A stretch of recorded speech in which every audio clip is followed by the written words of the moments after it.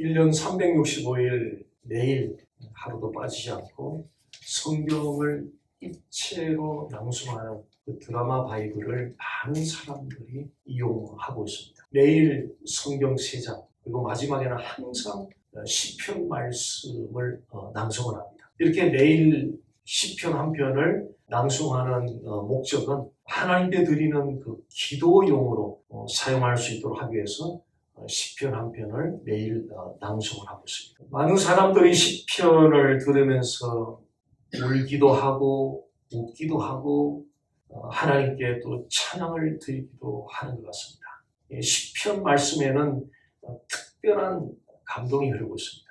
시편에 흐르고 있는 이 특별한 감동 그 이유에 대해서 가장 잘 알려주는 말씀이 오늘 읽은 골로새서 3장 16절 말씀입니다. 오늘은 이 골로새서 3장 16절 말씀을 살펴보면서 시편 속에 흐르고 있는 그 특별한 감동의 배경이 무엇인지를 한번 같이 살펴보고요. 오늘 말씀을 계기로 매일 시편 말씀을 묵상하면서 더욱더 그 하나님을 즐거워하는 삶이 되시기를 간절히 소원합니다. 시편 말씀에 흐르고 있는 이 특별한 감동, 그 배경에는 무엇이 있을까? 첫 번째는 이 시편은 그리스도를 중점적으로 조명을 하고 있기 때문에 그렇습니다. 이미지 하나를 잠깐 좀 보겠습니다. 연극 무대입니다. 가운데 연극 대사를 읽고 있는 배우가 있고요. 그 주변에는 다른 역할을 하는 배우들이 앉아 있습니다. 근데 조명은 연극 대사를 읽고 있는 그 한 사람에게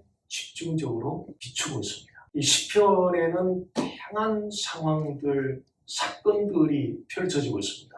시편에 등장하고 있는 이 다양한 상황들, 또 이 사건들이 집중적으로 초점하여 조명하는 한 분이 있는데 바로 그분이 그리스도입니다.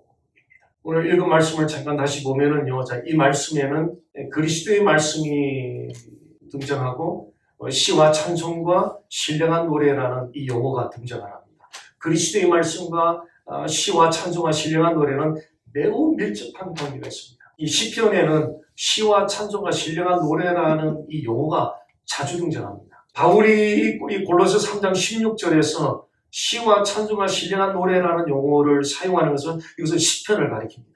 즉, 지금 바울은 이 시편을 그리스도의 말씀과 지금 매치를 시키면서 이 말씀을 지금 기록해 내려가고 있었던 것입니다. 이 시편이 그리스도의 말씀이라는 사실을 예수님도 친히 말씀하셨던 적이 있습니다. 누가복음 24장 말씀을 보면은요, 또 이르시되 내가 너희와 함께 있을 때에 너희에게 말한 바 곧 모세 율법과 모세 오경 율법서를 말하는 거죠. 선지자의 글, 선지서들을 말하는 거죠. 시편, 모세 오경 선지서 시편이면은 이 당시는 구약 성경 전체를 다르게 표현한다는 것이 모세 율법과 선지서와 시편이라고 이렇게 표현을 한 거죠. 그러니까 시편을 포함한 구약 성경이 누구를 가리켜? 누가 다른 사도들이 진술하는 것이 아니라 예수님 자신이 지금 진술을 하는데 시편을 비롯하여 구약 성경이 누구를? 예수님 자신을 가리켜서 지금 기록해 내려가고 있다. 그 말씀을 지금 하고 있는 거죠. 그래서 시편에는 예수님의 죽으심과 또 살아나심, 그리고 예수님의 죽으심과 살아나심을 통해서 믿는 사람들이 회개하고 제삼을 받고 그 회개하고 제삼 받은 은혜가 예루살렘부터 시작해서 모든 족속들에게 전파되어 나가리라는 이 말씀들이 어디에? 시편에 예언되어서 기록이 되어 있습니다. 시편 22편에는 예수님의 그 몸에 손과 다리에 찔림을 당하는 말씀, 예언의 말씀, 그리고 예수님의 그 옷가지들을 사람들이 서로 가지려고 제비를 뽑을 것이라는 예언의 말씀들이 시편 22편에 기록이 되었습니다. 또 시편 16편에는 예수님은 무덤에 내려가지 않을 것이다. 스올에 내려가지 않을 것이다. 다시 말해 이 말씀은 예수님은 부활하실 것이라는 사실을 시편 16편은 예언을 하고 있습니다. 이렇게 시편 말씀은 예수님의 십자가와 부활의 복음의 말씀을 전하고 있을 뿐 아니라 창조주의 하나님을 찬송을 하면서 사람들로 하여금 창조 세계를 바라보게 하면서 그 속에서 시편은 사람들로 하여금 창조 세계 속에서 그리스도를 발견하도록 시편 말씀을 이렇게 도와주고 있다는 거죠. 요한복음 1장에 그가 없이는 이 세상 만물이 지어진 것이 단 하나도 없고 그가 말씀이 태초에 계세요. 그 태초에 계신 말씀은 곧 하나님이시니라. 그 말씀이라고는 로고스, 그분은 예수님인데 태초 영원전부터 계셨는데 그분이 곧 하나님이시나 온 세상이 그로 말미암아 그리스도로 말미암아 지은 바 되었으니 하나도 그가 없이는 지어진 것이 하나도 없느니라 라고 말씀하고 있는 그 말씀. 그 말씀이 시편에서 창조의 세계를 사람들에게 보여주면서 그 창조의 세계 가운데 창조하신 그리스도를 발견하도록 시편은 돕고 계신다. 왕이신 하나님을 찬양하면서 시편은 사람들로 하여금 만왕의 왕이신 그리스도를 발견하도록 돕고 있습니다. 이렇게 시편 말씀이 사람들로 하여금 그리스도를 발견하도록 돕는 데는 이유가 있습니다. 그 이유는 저는 이 성경책이 무엇인가를 이해하는 것 대단히 중요하다고 생각하고요. 왜냐하면 성경이 뭔지를 이해하는가에 따라 즉 건축 설계사가 설계한 도면에 따라 집이 지어지는 거잖아요. 그러니까 성경이 어떤 경전인 책이 경전인지를 이해하는 것에 따라 목회 철학이 나오고 목회 방향이 나오고 모든 전략이 나오기 때문에 성경이 뭔지를 다 한마디 들어보면 거의 다 그 내용을 어느 정도로 다 파악이 가능할 수 있습니다. 성경이란 어떤 경전인가? 사람이 범한 문제가 있어요. 저질러 놓은 거예요. 사람이 저질러 놓은 문제, 프로그램이 있는데 그게 sin, 죄라는 문제를 막 저질러 놔버렸어요. 에덴 동산에서. 사람이 저질러 놓은 그 죄의 문제 프로그램을 하나님이 또 그걸 해결해 하셨어요. 어떻게 해결할 것이라는 것을 정확하게 제시를 해 놓으셨어요. 창세기 3장 15절. 그래서 이 복음의 세계에 들어가기 위해서는 창세기 3장 1절에 죄 문제, 건강한 사람은 의사 안 찾죠. 내 건강한 의사 왜 찾아요? 몸이 아프니까 의사를 찾아요. 내가 죄인인 줄 모르면 하나님, 예수님 안 찾아요. 복음 안 찾습니다. 내가 죄인인 줄 아니까 아닌데 지졌어. 대충 아닌데 지졌어. 내가 죄인이기 때문에 예수님 필요해요. 건강한 사람 병원 안 가지요. 의사 절대 안 찾습니다. 근데 몸이 시름시름 아파오기 시작하면 의사를 찾기 시작해요. 예수님 말씀하시고 나는 의인들 부르러 이 땅에 온 것이 아니다. 내가 온 것은 죄인들을 부르러 왔다. 그래서 하나님이 제시한 해결책이 메시아 예수 그리스도를 제시하시고 성경의 모든 말씀들이 그 예수 그리스도를 중점적으로 계시가 그러니까 성령께서 그걸 기록하도록 계시하시고 기록된 경전이 성경 경전이라는 거죠. 이것이 성경이다. 죄와 쉽게 말해서 프로블럼 솔루션, 문제와 해결책. 이것이 성경이다. 문제는 사람들이 저지른 죄. 해결책은 예수 그리스도. 예수 그리스도는 모든 인생의 각종 문제의 해답이 되십니다. 그 이유는 성경은 인생의 각종 문제에 대한 진단을 sin, 죄라고 규명하고 있기 때문에 그렇습니다. 저는 이제 작은 목자상 매일 아침마다 지금 5권 벌써 4당은 가고 있는데요.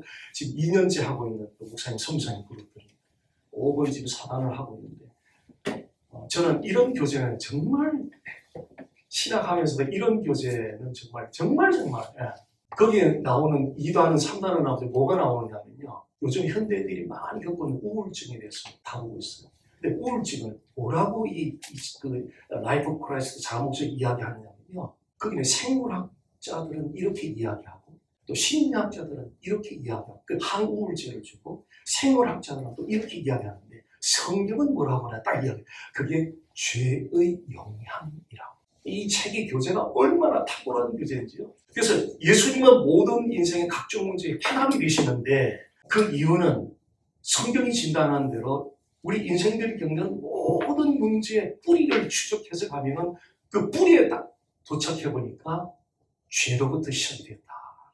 그래서 그 죄 문제를 해결하는 분은 한 분밖에 없거든요. 예수 외에는 이 지구촌에서 어느 누구도 죄 문제를 해결한 사람이 없다는 거죠. 그래서 예수 그리스도는 모든 인생의 문제들을 해결하는 해답이 되신다.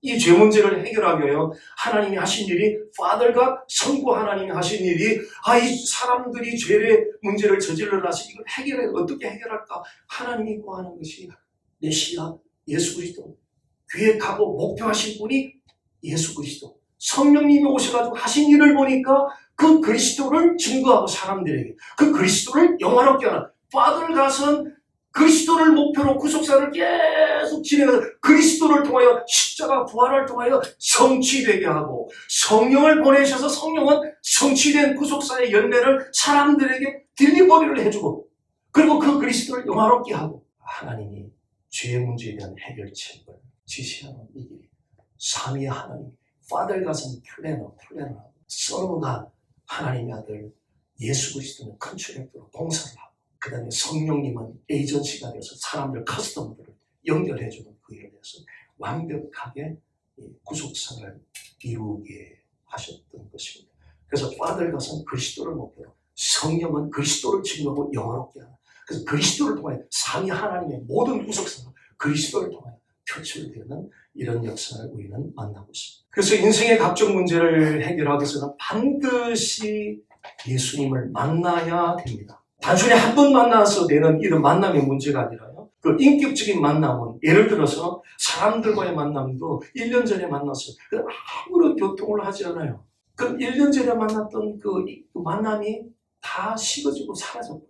물론 예수님과의 첫 번째 만남, 첫사랑이 완전히 소멸되고 그런 건 아니겠지만 그러나 그분과의 교통하는 은혜는 많이 식어져 버려요. 그래서 매일매일 그분과의 인격적인 사귐을 지속적으로 그분을 만날 때에 내 개인 문제, 가정 문제, 가족 문제, 자녀 문제, 비즈니스 문제, 인간관계 문제 모든 문제들을 심리학자들은 심리학을 갖다 대고 생물학자들은 생물학을 갖다 대지만 전능자 여호와 하나님은 하나님과의 바른 관계가 지금 잘못되어 있다는 거예요. 하나님 관계가 잘못되어 있다는 거예요. 하나님 관계가 잘못되어 있기 때문에 이게 지금 안 풀리고 있다는 거예요. 근데 생물학자들과 사이콜로지 심리학자들은 주변에서만 도와줘요. 주변에서만.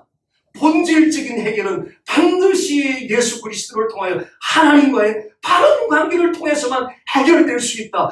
He is only the answer. 예수님만이 유일한 해답이 될 수 있다는 거죠. 이 부분에 대해서 요한복음 14장 6절 말씀이 명확하게 우리에게 알려주고 있습니다. 예수께서 이르시되 내가 곧 길이요 진리요 생명이니 나로 말미암지 않고는 아버지께로 올 자가 없느니라. 예수님이 친히 말씀하셨습니다. 자신이 누군지 내가 길이다 진리다 생명이다. 이걸 더 명확하게 말씀드리면 내가 유일한 길이다. 나 말고 길이 없다. 내가 유일한 진리다. 나 말고는 지상에 진리가 존재하지 않는다. 내가 유일한 생명이다. 나 말고는 생명이 없다. 다시 말하면 유일하다는 이 의미는 예수님을 통하지 않고는 아버지께로 올 자가 없느니라. 하나님께로 갈 수 있는 자는 예수님을 통하지 않고 갈 수 있는 자가 한 사람도 없다. 예수님을 통하지 않고는 하나님을 알 수 있는 사람도 하나도 없다. 하나님을 어떻게 알아요? 반드시 예수님을 통하여. 하나님이 누군지를 어떻게 알아요? 예수님을 통하여 알 수 있고 하나님께 어떻게 나아갈 수 있어요? 예수님을 통하여 나아갈 수 있고 나로 말미암지 않고는 예수님을 말미암지 않고는 아버지께로 올 자가 없느니라. 하나님께도 갈 수 없고 하나님을 만날 수도 없고 하나님을 알 수도 없다. 예수님을 통하지 않고는 머리 지식은 담을 수 있지만 가슴으로 소화하는 컨페션, 고백으로 하나님을 알 수는 없다. 반드시 예수님을 통하여 이미지 알아보겠습니다. 자, 하늘과 땅을 잇는 사닥다리인데요. 땅과 하늘의 간격은 너무 커서 사닥다리를 연결하지 않으면 못 올라가요. 거룩하신 하나님과 죄인인 사람 사이의 간격이 너무 커요. 너무 커서 이 사닥다리를 안 되면 하나님께로 갈 수가 없어요. 이 사닥다리가 누구냐면 예수님이 직접 해석한 요한복음 3장에서 그것이 나다. 하늘과 땅을 잇는 사닥다리 유일한 중보자가 바로 나다. 예수님 자신이다라고 예수님이 요한복음 2장에서 해석을 해 놓으셨습니다. 거룩하신 하나님께 나아갈 수 있는 유일한 길은 반드시 사닥다리의 실체가 되는 야곱이 꿈속에서 봤던 사닥다리잖아요. 그 야곱이 꿈속에 봤던 사닥다리인데 이 사닥다리는 그림자고 모형이고 실체는 예수 그리스도다. 바로 이 사닥다리이신 유일한 중보자가 되시는 예수 그리스도를 통하여서 하나님께 나아갈 수 있습니다. 따라서 시편을 읽을 때마다 우리는 그리스도를 만나기를 갈망해야 합니다. 그리스도를 만나기를 갈망하고 그리스도를 만날 때에 무슨 일이 일어나느냐면요. 성령이 내게 임해요. 성령이 충만하게 임해요. 왜냐하면요. 성령이 나오는 루트가 어디냐면 성부 하나님으로부터도 나오고 성령이 나오는 루트예요. 오일이 나오는 루트가 있듯이 성령이 우리에게 임하는 루트가 있는데 성부 하나님에게서도 나오고 또 하나는 성자 예수님에게서도 성령이 우리에게 충만히 임해요. 그래서 시편 말씀뿐 아니라 성경 말씀 읽을 때 그리스도를 발견하고 그리스도를 접촉하고 그리스도를 묵상하는 순간에 동시에 성령이 콸콸콸 우리에게 임하게 된다. 어떻게 하나님의 사랑을 경험할 수 있습니까? 하나님의 사랑이 가장 잘 나타난 것은 십자가잖아요. 독생자를 아낌없이 내어주신 십자가잖아요. 이 시편을 통하여 십자가에 달려 죽으신 예수님을 만나면 바로 그 하나님 사랑을 우리 체험할 수 있거든요. 그래서 시편을 통해서 막연한 위로, 이 시편이 고난 속에서 나온 시들이 많기 때문에요. 위로를 원하고 격려를 원하는 사람들이 시편을 찾는 사람들이 참 많아요. 근데 그런 막연한 위로, 막연한 격려 차원을 넘어서 시편 말씀을 읽고 듣고 묵상할 때마다 그리스도를 갈망하면서 시편을 읽으면은요, 최고의 위로를 만나고 최고의 격려를 만납니다. 그 최고의 위로, 최고의 격려는 예수 그리스도입니다. 왜냐하면요, 이 지구촌에 우리 부모도 나를 위해서 죽어주지 못했거든요. 어느 누구도 나를 위해 죽어준 사람이 없어요. 어느 누구도 나를 위해 살려준 사람, 나를 위해서 죽어주시고 나를 위해 살아나신, 나를 영원히 살려주신 그분이 예수 그리스도, 나를 가장 잘 아시는 그 예수 그리스도, 그분이 최고의 위로, 그분이 최고의 격려가 되신다는 거예요. 그래서 성경 속에서 막연하게 성경을 많이 읽었다라는 것이 중요한 것이 아니라 그 성경 속에서 설교를 잘 들었다가 중요한 것이 아니라 설교 속에서 성부 하나님의 목표하고 성령의 옷에서 증거하고 영화롭게 했던 그 두 번째 위격이신 그리스도를 접촉이 되었느냐 하는 것이 중요하다는 이야기죠. 이것이 복음의 이야기라는 이야기죠. 왜냐하면 그리스도가 접촉이 되어야만 비로소 진짜 위로를 경험하는, 진짜 위로 좀 경험하자는 거죠. 립서비스로 오고 가는 그 정도의 위로가 아니라 진짜 위로를 받지 않고는 버텨낼 수 없는 이 세상이 거칠기 때문에 진짜 위로를 좀 강구해보자는 거죠. 그 진짜 위로가 시편뿐 아니라 말씀 속에서 만나는 예수 그리스도, 그분이 최고의 위로, 그분이 최고의 격려. 아니, 이분을 남겨놓고 어디 가서 위로를 받으려고 그러냐고요. 어디 가서 격려를 받으려고 그러느냐고요. 이 최고의 위로자 되시는 예수님을 떼놓고 그러니까 하루 종일 입에 달고 사는 거죠. God hears us whenever we ask Him. God hears us whenever we ask Him. 운전하면서도 입에 달고 중얼중얼 사탄이 내 안에 치고들지 못하게 별의별 생각이 다 들어와서 아무 일도 없는데 혼자서 전 세계 여행을 하면서 하루에도 100번씩 업앤다운. 왜 공간을 비워놔요? 하나님 말씀을 입에 읊조려요. 묵상해요. 사탄이 들어올 틈을 주지 말아요. 이게 하루 종일 그분을 읊조리며 동행하는 거예요. 예배 때만 아무리 감격적인 예배를 드려도 삶에 들어가면 하나님 생각 전혀 안 하다가 어떤 현상을 만나면 어떻게 돼요? 그냥 까부러쳐져 버려요. God hears us whenever we ask Him. God hears us whenever we ask Him. God hears us whenever we ask Him. 우리가 요청할 때마다, 간구할 때마다 하나님 내 목소리를 들어, 내 간구를 들어. 2번, 3번, 10번 할 때는 아무 감각이 없는데요. 점심때 언제 지나서 반복하다 보면 성령의 타이밍에 여기 주는 은혜는 이거는 말로 설명이 안 돼요. 설명 자체가 어눌하기 때문에 그는 하나님과 자신과의 1대1로 누리는 은혜예요. 이 은혜, 진짜 기독교, 진짜 한번 걸어가보자 하는 거죠. 우리가 모양만 갖추는 그런 기독교 말고요. 진짜 예수 최고의 위로자, 최고의 격려자 돼서 이분 좀 즐겨보자는 거죠. 시편 말씀이 특별한 감동을 주는 두 번째 배경은요, 그리스도의 가르침을 담고 있어요. 16절, 골로새 13장 16절 말씀 보면 그리스도의 말씀이 너희 속에 풍성히 가여 모든 지혜로 피차 가르치며 서로가 모든 지혜로 서로 가르친다고 말하고 있습니다. 그 가르침의 내용은 그들 속에 풍성히 거하고 있는 그리스도의 말씀이라고 말하고 있습니다. 예수님의 십자가에 못 박혀 죽으시는 그 허무한 장면을 목격했던 두 명의 제자가 실망하고 낙심하고 예루살렘을 떠나서 엠마오로 가고 있었습니다. 그들이 엠마오로 가고 있을 때 부활하신 주님이 나타나 그들과 함께 동행을 하는데 영의 눈이 가려져서 부활하신 예수님도 전혀 알아보지 못하는 거예요. 자, 그들에게 예수님이 하신 일, 모세오경 선지서 시편에 기록된 예수님에 관해서 기록된, 즉 다시 말하면 시편을 비롯하여 구약에 기록된 예수님의 복음을 자세히 풀어서 설명하여 주더라. 뛰어난 사도들이 한 것도 아니고 선지자들이 한 것도 아니고 예수님이 직접 낙심하고 실망하고 어깨를 늘어뜨리고 걸어가고 있는 그 두 제자에게 하나님이신 예수님이 직접 하신 방법, 시편을 비롯하여 구약 성경에 있는 예수님에 관한, 오늘날은 신구약 성경 전체다 하죠. 그 예수님의 복음을 자세히 풀어서 설명해 줬더니 이 두 제자가 영의 눈이 활짝 열려서 부활하신 예수님인 줄을 알아보더니 마음이 뜨거워지기 시작한 거예요. 마음이 뜨거워지기 시작한 거예요.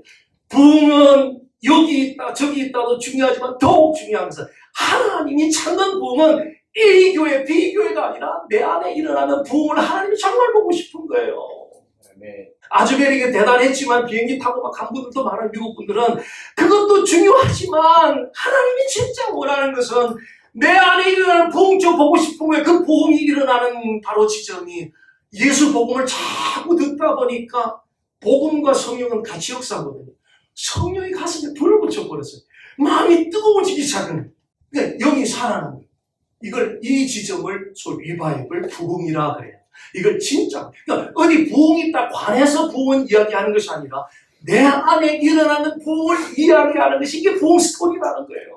우리가 그리스도의, 이 두 제자의 변화의 중심에는 그리스도의 말씀으로 가르침을 받았다는 거예요. 그리스도의 말씀으로 가르침을 받았다. 우리가 그리스도의 말씀으로 가르침을 받는 중요한 이유가 있습니다. 로마서 10장 17절 보면은요. 그러므로 믿음은 들음에서 나며 들음은 그리스도의 말씀으로 말미암았느니라. 이 말씀은 어떻게 말씀합니까? 그 믿음이 어디로부터 오느냐면요. 아무 소리나 좋은 소리만 나를 위로하는 소리 많이 들었다고 믿음이 가는 게 아니라 반드시 진리는 정확하다는 거예요. 그 믿음이 나오는 장소가 정확해요. 그리스도의 말씀을 자꾸 듣다 보니 그리스도의 말씀이 믿음을 우리가 발생시켜준다는 거예요. 이 믿음은 하나님 나라 들어가는 데도 필수적이지만 이 땅에서 변화된 삶을 사는 데도 필수적입니다. 쉽게 말하면 믿음으로 충만해야 사람이 변할 수 있다. 믿음으로 충만하지 않고는 변화되기가 어렵다. 근데 믿음으로 충만해지는 그 과정에 뭐가 있느냐면요. 그리스도의 말씀으로 가르침을 받는다는 거예요.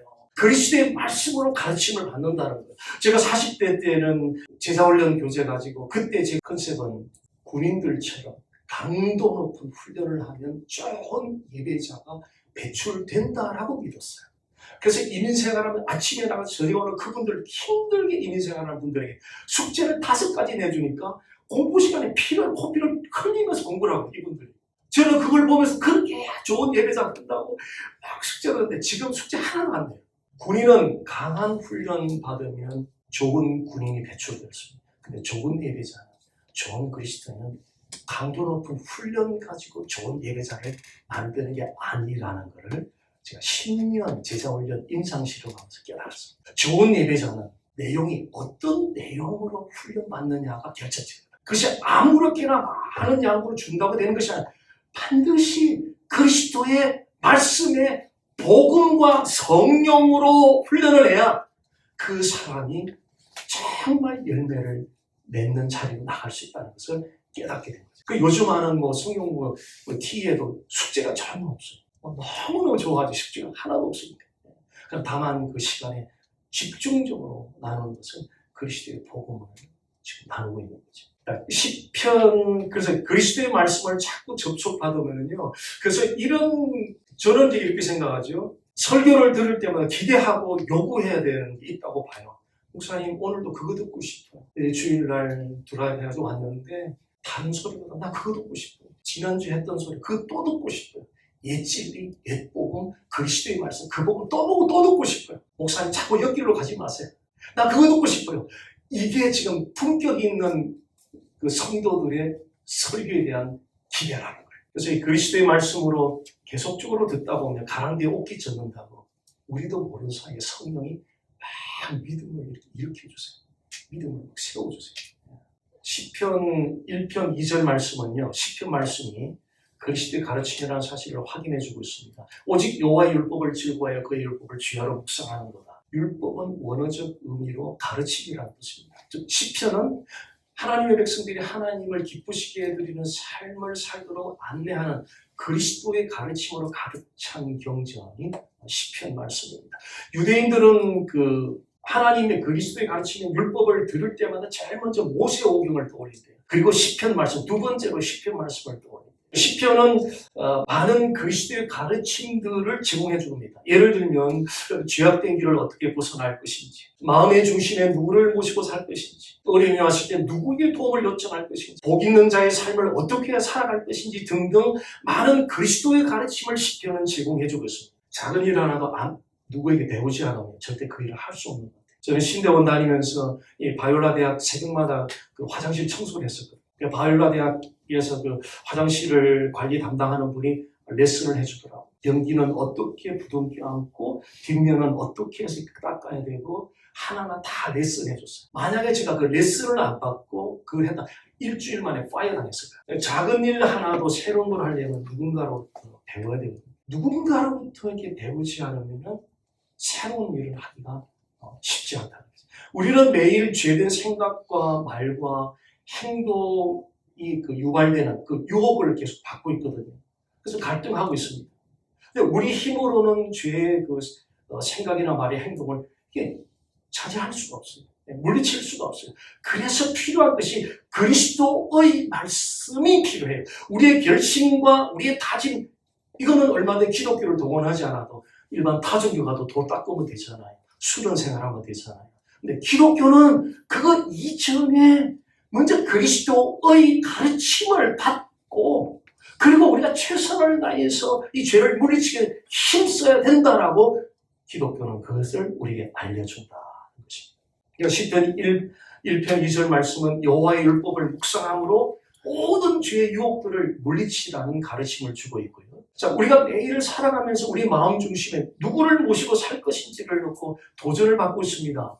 우리 마음의 중심에 하나님을 모셔야 되는데 우리 힘으로는 그 하나님을 우리 삶의 중심에 모시기가 어렵습니다. 틈만 나면 내가 내 인생의 주인이 되고자 하는 그런 모습을 우리는 자주 발견하게 됩니다. 그래서 우리 인생의 중심에 여호와 하나님을 모시기 위해서는 이것 또한 그리스도의 가르침을 필요로 해요. 시편 127편 제가 참 사랑하는 말씀인데요. 여호와가 우리 인생의 주어가 되지 않으면, 중심이 되지 않으면 집 짓는 자나 거쳐서는 경기의 병이나 그들의 수고는 아무런 의미가 허사로다. 다 허사로다. 여호와가 내 인생의 중심이 되지 않으면, 단편적으로 볼 때는 좁은 길, 좁은 문이기 때문에 여호와를 중심에 모시고 살아가는 것이 경제적인 손실도 올 수 있고요. 여러 가지 다른 삶에서 손해볼 일들이 제법 많아요. 그런데 인생을 전체를 종합적으로 보면은 여호와 하나님을 인생의 중심에 모시고 사는 삶이 결국은 복된 삶이라는 사실을 하나님은 우리에게 증거해 주십니다. 여호와가 집 세우지 않으면 집 세우는 자의 수고가 헛되고 여호와가 보초처럼 경계병의 중심이 되지 않으면 밤새 보초를 써도 소용이 없다. 우리가 아무리 인생의 수고를 열심히 해도 하나님이 지켜주지 않아요. 하나님이 막아주지 않아요. 소용없습니다. 우리는 매일 도움을 필요로 하고 살고 그런데 누구에게 도움을 요청해야지? 이거 생각하면서 방황하는 시간도 적지 않습니다. 누구에게 인생의 도움을 구해야 될지 그리스도의 가르침을 필요로 합니다. 그리스도 가르치면 시편 기자가 천지를 돌아보면서 나의 도움이 어디서 올고 돌아보니까 한 군데도 없어요. 마지막에 발견한 장소는 천지를 지으신 여호와가 나의 도움이시라고 그가 발견하게 된 거죠.